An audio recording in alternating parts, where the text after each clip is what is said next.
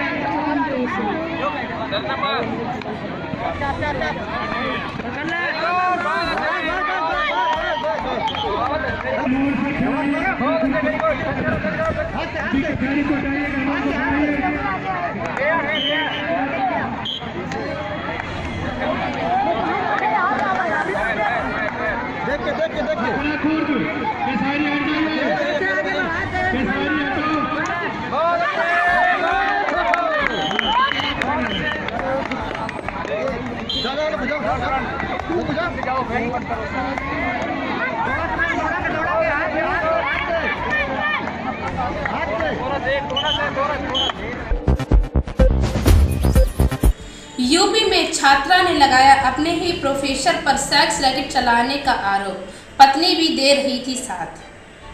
पीलीभीत में एक छात्रा ने 21 नवंबर को मैथ के प्रोफेसर कामरान आलम खान पर दुष्कर्म, धमकाने और छेड़छाड़ की धाराओं में केस दर्ज कराया था। आरोप है कि कामरान कई छात्राओं के साथ रेप कर चुका है। इतना ही नहीं, छात्रा ने आरोप लगाया कि कामरान सेक्स टॉयज के बारे में भी बात करता है और स्टूडेंट्स को घर बुलाता है और भूत प्रेत और आतंकी संगठन के नाम पर छात्रा को डराता भी है। दानपुर चकिया में दिव्यांग जनों को साइकिल हुआ वितरित। कोंधियारा ब्लॉक के अंतर्गत दानपुर चकिया के प्राथमिक विद्यालय परिसर में कोंधियारा ब्लॉक की वीडियो मीना सिंह व ग्राम विकास अधिकारी नील कृष्ण तथा क्षेत्र के उभरते युवा नेता व समाज सेवी अमरीश प्रधान कर्मा के घर कमलों द्वारा 5 विकलांगों को साइकिल वितरित किया गया। फाफामऊ में हुए नरसंहार पर पीड़ित परिजनों से मिले आम आदमी पार्टी के राज्यसभा सांसद संजय सिंह सियासी पारे में गर्माहट। फाफामऊ थाना क्षेत्र के गोहरी मोहनगंज बाजार में गुरुवार को हुई सामूहिक हत्या के बाद जहां परिवार पर दुखों का पहाड़ टूट पड़ा है, वहीं चुनावी माहौल में हुई नरसंहार की घटना पर सियासत तेज हो गई है। शुक्रवार को जहां कांग्रेस की राष्ट्रीय महासचिव व यूपी प्रियंका गांधी वाड्रा ने पीड़ित परिजनों से मुलाकात की। प्रियंका ने उनका दर्द बांटने के साथ ही यूपी की योगी सरकार पर जमकर तीर चलाए। वहीं देर शाम आम आदमी पार्टी के यूपी प्रभारी और राज्यसभा सांसद संजय सिंह की गोहरी गांव पहुंचे। उन्होंने भी पीड़ित परिजनों से मुलाकात की और उन्हें ढांढस बंधाया। तहकीकात कर रहे हैं, पूछ रहे हैं कि यहाँ क्या बार मोहल्ला वाले बता रहे थे यहाँ सही है, घर में घुस के मारा गया। वो बोल रहे थे कि बाहर बोलो कि बाहर मारा गया। ये बाहर मारो तो 452 बनती नहीं, पैसा ले लिए थे। अगर प्रशासन चाहता तो ये हत्या नहीं होती। 2019 से पीड़ित हैं, 3 साल से भी हम लोग परेशान थे। और उसके बाद एसएसपी पीआरओ से बात हुई है हमारी 28 को। शांति भंग में हम होली पे 116 जो आता है वो लेडीज इनके ऊपर आया, बस पूरे मोहल्ले में नहीं आया, इनके ऊपर आया 116। मैंने जमानत करवाई। ट्रैवल थे हाँ। सुशील कुमार, उन्हीं के रिश्तेदार थे। हमारे उस समय ड्यूटी पे थे। उस समय भी आके 107 अज्ञात हमलावरों ने पूर्व ज्येष्ठ प्रमुख सतीश मिश्र पर चलाई गोलियां। प्रयागराज मेजा विकासखंड उर्वा के पूर्व ज्येष्ठ प्रमुख सतीश चंद्र मिश्रा के ऊपर शुक्रवार शाम को घर लौटते वक्त अज्ञात लोगों ने फायर छौंक दिया। मिश्र इस हमले से बाल बाल बच गए। थाना मेजा के ग्राम मदरा मुकुंदपुर से एक सूचना 112 नंबर की प्राप्त हुई थी कि एक व्यक्ति सतीश चंद्र मिश्रा ये अपनी 4 पहिया गाड़ी से जाते समय इनकी गाड़ी पर फायर कर दिया गया है कुछ अज्ञात लोगों के द्वारा। तत्काल इस सूचना पर मौके पर पुलिस बल पहुंचा और अभी तक की प्रारंभिक पूछताछ में जो बात पता चली है वो यह है कि सतीश चंद्र मिश्रा की अपने ही एक पुराने जानने वाले रमाकांत पांडे और उनके पक्ष से राजनीतिक अनबन को लेकर के बातचीत होती रहती है तथा इन दोनों पक्षों के बीच में राजनीतिक मतभेद भी व्याप्त है।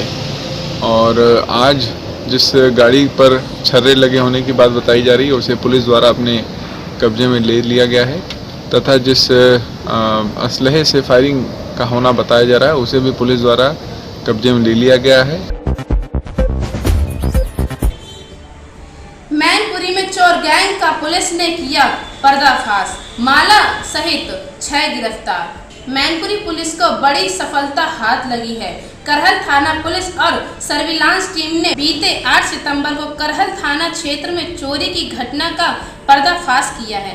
घटना को अंजाम देने वाले 6 चोरों को गिरफ्तार किया है। चोरों के पास से चोरी किया सोना और चांदी भी बरामद की है। में 8 और 9 की रात्रि में 10वें महीने में एक चोरी हुई थी और इस चोरी को एक टास्क देकर इंस्पेक्टर करहल और सर्विलांस टीम को दिया गया था। इसमें कुछ सफलता किसनी में मिली थी। किसनी में 2 चोर चोरी करते हुए पकड़े गए थे और उनके द्वारा ये बताया गया था कि उनके 2 और साथी हैं जो चोरी कर रहे हैं। इस टीम को लीड सर्विलांस टीम के प्रभारी कर रहे थे। इन्होंने अपनी टैक्टिक्स से इस पूरे घटनाक्रम को खुलासा किया और पूरी टीम को जो है जो चोर थे उनको पकड़ा। इसमें जो सुनार चोरी के बाद माल खरीदते थे उनको भी पकड़ा गया और इस तरह से पूछताछ की गई तो लगभग 15 से लेकर 20 चोरियां इनके द्वारा स्वीकार की गई हैं और जो जनपद मैनपुरी के सीमावर्ती जनपद हैं, कन्नौज, फर्रुखाबाद, इटावा, इन जनपदों में भी इन लोगों ने चोरियां की हैं। और मैनपुरी जनपद में भी जो रोड के किनारे के गांव हैं उनमें जाके इन्होंने चोरियां की। कब से ये चोर? ये लगभग इन लोगों के द्वारा जो पूछताछ में तथ्य आया है कि लगभग यहाँ मैनपुरी और उसके आसपास 1 वर्ष पूर्व से ये चोरी कर रहे थे। क्या बरामदगी हुई सर इनका अभी तक? हाँ, इनसे जो चोरी किया हुआ माल है, सोने के जेवरात हैं, चांदी के जेवरात हैं, वो बरामद हुए हैं। इसके अलावा इनके पास से 2 तमंचे बरामद हुए हैं। एक वाहन जिससे ये शाम को घूम के रैकी करते थे वो बरामद हुआ। सर इनके ऊपर कोई आपराधिक मुकदमे पहले से दर्ज हुए? हाँ, इनमें से ये अपराधियों के विरुद्ध जो है पहले से आपराधिक मुकदमे दर्ज थे। कुछ मुकदमे अज्ञात में दर्ज थे जो इनके द्वारा स्वीकार किया गया है, माल बरामद किया गया है, उसके आधार पर इनके ऊपर। सर कितने लोग? ये 5 लोग हैं मूल रूप से, और इनमें सगे भाई हैं ये लोग आपस में, और इनमें कुछ उनके रिश्तेदार हैं, बहन के जो पति हैं, बहनोई हैं, वो भी हैं। और फिर बाद में ये जहाँ चोरी करते थे वहाँ जो सोने चांदी के जेवर मिलते थे वो संबंधित सुनारों को बेचते थे। यूपी में संजय सिंह को गोली मार देंगे, आप सांसद को फोन पर मिली जान से मारने की धमकी।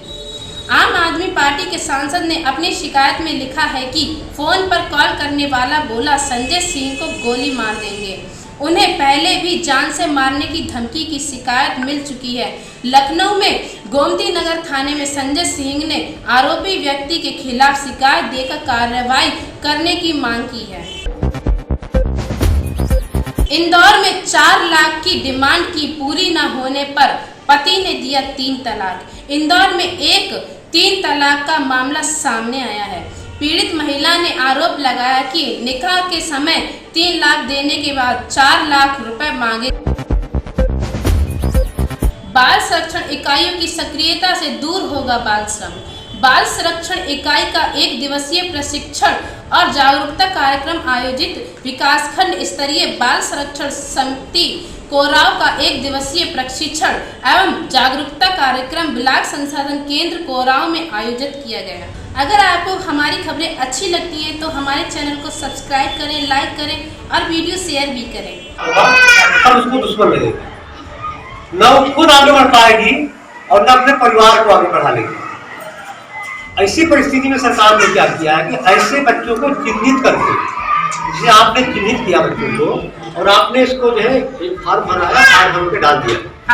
ऐसे बच्चों को 2000 रुपया प्रति महीना सरकार देगी, लेकिन शर्त है कि इन बच्चों को स्कूल में होना चाहिए।